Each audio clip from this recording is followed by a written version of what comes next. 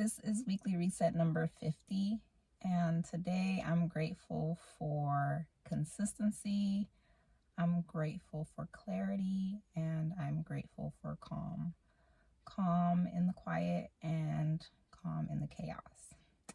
So I finished reading Farm Don't Hunt, and I'm excited about that. I was just peeping out the landscape yesterday as far as like my job hunting is concerned, and I'm actually trying to deviate from some of the like patterns and tactics that I use in that regard, only because you know, they're not like as effective as they once were. So yeah, so that's something that I'm considering. But I was just seeking out like somewhat of advice. Not that I need any more of it. I feel like I'm advised out, you know, like there's a time for that, and then there's a time to just like act on what you already know. But at any rate, I was just trying to see like what people in that space have to say, customer success space have to say. And I did run into an article that was helpful in regards to what I should be focusing on as far as like the skills that I should be like showcasing. And a lot of the skills that I have from previous work are transferable to the work that I'm trying to do now. So that's good. But one thing I know that I don't have like fully is like the tech skills. And the article that I was reading mentioned like data analysis skills, and they recommended like learning R and Python and SQL, and I was like, that's great, but where in the process, where in the job role am I going to be utilizing this? Like, where should I even begin? How can I start? You know, like I can't see like how it applies to like what I've been reading in the book. But I went down the rabbit hole and was just trying to like make sense of it. And I came across, dang, I didn't write down the name of the website. I think it's called dataquest.com. I think that's what it's called, DataQuest.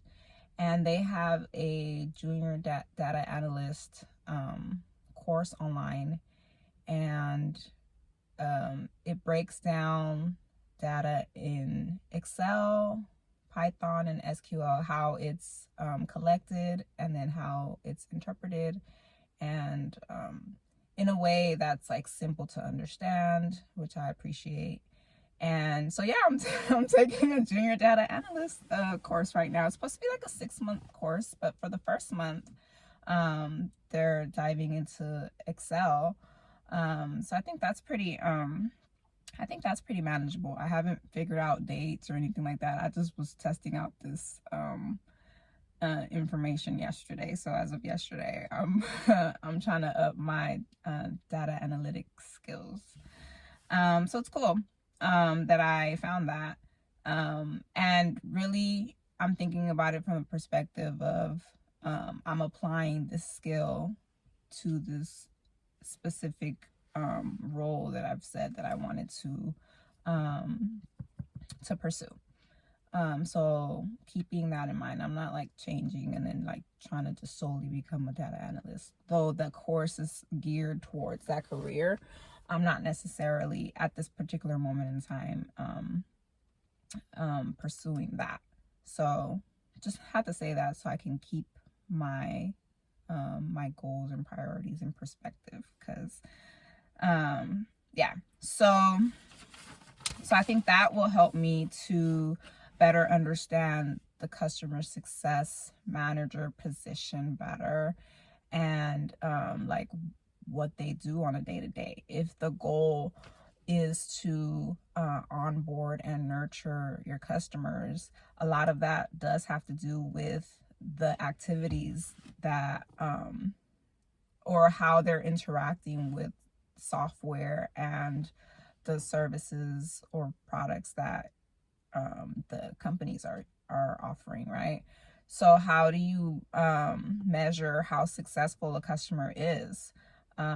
So you're to take um, the way that they interact with the, let's say specifically the software, right? If they're using all of the features of a platform, if they're running into some issue with a transaction or something like that, as a customer success manager, you're supposed to be able to even proactively prevent certain issues from even coming up, because you're paying attention to the customer and the customer journey enough to be able to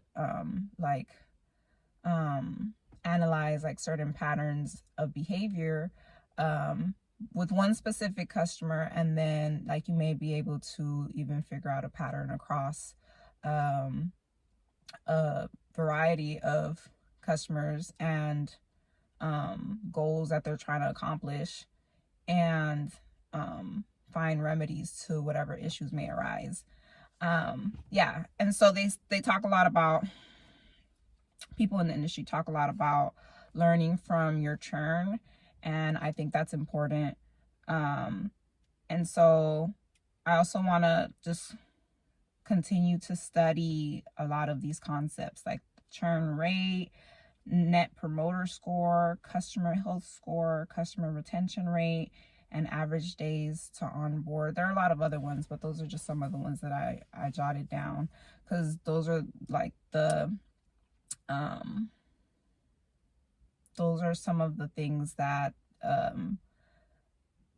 customer success managers capture and then interpret in a way that's going to allow them to provide better service. Yeah, so in thinking about data analysis, that helped me to understand a lot of what the author was talking about in Farm Don't Hunt. And they talk a lot about like different strategies to implement, different success plays to implement. And it's really just about the relationship and knowing your customers, knowing your product, and then matching your product to wherever the customer is in their journey. And then it's constantly evolving, right? And they even mentioned that a lot of customers are gonna cancel on you, right? Because it's not a good fit, or the main person at the company leaves, or a number of reasons, right? So that's just kind of part of it, and trying to like minimize that rate, and then also focusing on the customers who are using the service and who are finding benefit in it, and then seeing how other features of your product, your software, your service can like meet them where they are, and help them to just do their jobs better. So yeah, that's what's happening there. So for the upcoming week, I want to write these terms and concepts down on my note cards and kind of review them further, and also just some of the strategies that I read about in the book. I want to write those down so I have those available for me to review. And then in the upcoming weeks, I'll be reading one more customer success book that I purchased, and I also want to just be putting out applications and talking to people, because that's part of your role as a customer success manager. It's just talking to people, getting more familiar with the industry and things like that. So I don't want to wait until I know enough about what I'm doing in order to like network and stuff. I should be doing that already. So that's something that I'm going to be challenging myself to do and pushing myself to do tomorrow. tomorrow. So I hope to have a good,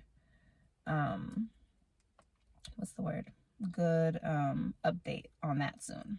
So yeah, I'm excited about 50 weekly resets, you know, and I'm excited for the next 50. So I'll talk to you again soon.